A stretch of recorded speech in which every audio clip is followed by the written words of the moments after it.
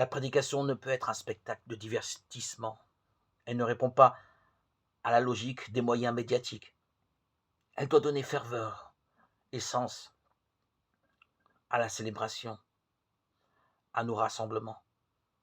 C'est un genre particulier puisqu'il s'agit d'une prédication dans le cadre où nous nous rassemblons tous pour louer Dieu. Par conséquent, cette prédication doit être brève et éviter de ressembler à une conférence ou à un cours.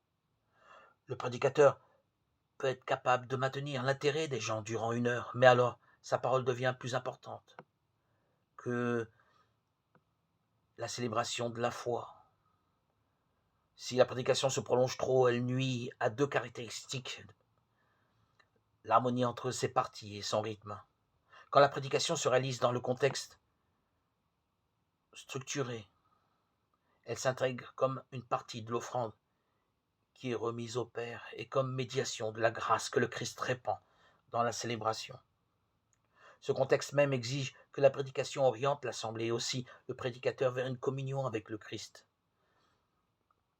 Dans le repas de la scène, où nous mangeons ce pain de vie qui transforme nos vies, ceci demande que la parole du prédicateur ne prenne pas une place excessive de manière à ce que le Seigneur brille davantage que le ministre.